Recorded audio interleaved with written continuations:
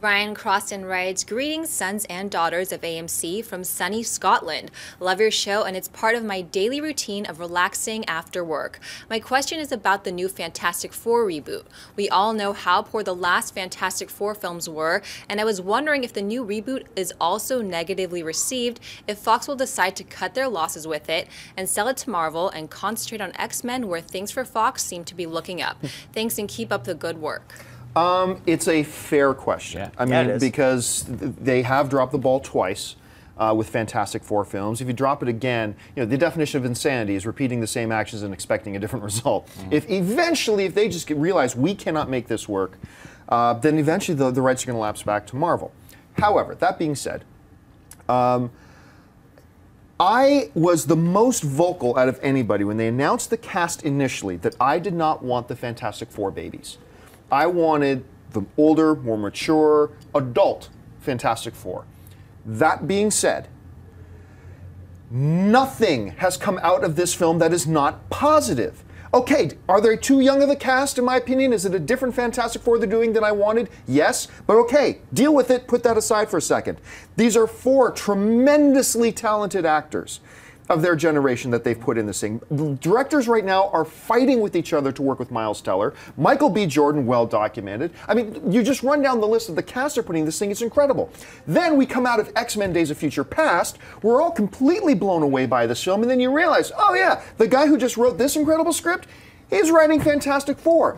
Josh Trank did Chronicle, they bring him in, good touch, and now we're realizing he's doing such a good job there, and word is so good on what he's doing and how he handles himself, that Lucasfilm just hired him to shepherd a Star Wars movie. There is nothing other than the Fantastic Four babies problem that I had at first that is not encouraging. And then you're going to say, yeah, but Fox screws everything up. X-Men Days of Future Past. So right now, there's really not a lot of reason to not at least be optimistic. Could this movie completely crap the bed? Yes, it can, no doubt. But I'm telling you, I'm seeing more positive signs than negative. So while I do think if they drop the ball again, there's a good chance they could just let it go. I'm starting to think that ain't going to happen anyway. What do you think? Fox used to drop the ball. Fox's regime has changed. And people forget that. A lot of people don't know that. So when the regime, look at Planet of the Apes, Fox movie, okay? Yeah. Fox knows what they're doing right now. That being said, it depends on what we're going to gauge the success of Fantastic Four with. Are we just going box office? Because if it's box office, then look at something like First Class. Great movie. Did good. Did well. Decent good. Box Did office. well, yeah. Enough to get us to Days of Future Past. Right. This could be the same model. I think they're treating it not as a cash grab. They're treating it exactly like you said. All the positives are coming through because their director, story, cast, the vision is the right way. But to the initial question, I think if it bombs, it might go back to Marvel. It's going to be gone. Yeah. And I totally agree with that and agree with you. If it bombs, Marvel's getting it back. I mean, just like Daredevil, just like all those other properties at other studios. Totally agree. I have to say I pretty much disagree with everything else you said. I hate the cast. Really? Yeah, I don't like Miles Teller at all. I don't see him as Reed Richards. And I'll wait. Let's see it. Maybe I'll be eating crow at the end and see the movie and say, oh, I was wrong and they did a great job.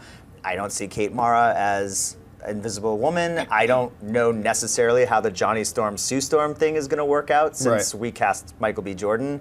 They adopted brother and sister, which would be fine. And I think Michael B. Jordan's a great actor, so I'm totally open to that casting.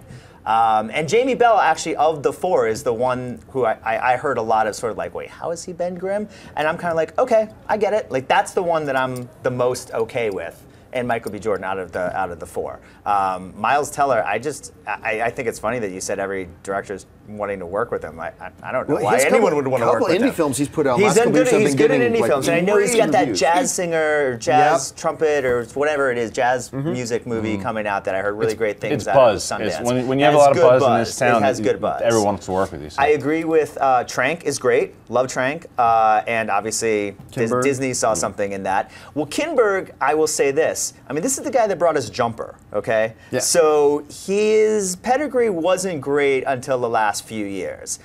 Days of Future Past, he hit it out of the park. So maybe he does understand these Marvel characters and knows what he's doing.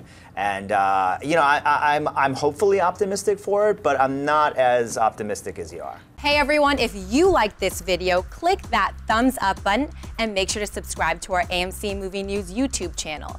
It's free and helps you stay up to date with all the latest movie news, as well as our daily AMC movie talk show. Also, make sure that you follow us on Facebook and Twitter to stay up to date with all of our special promotions, contests, and prize giveaways.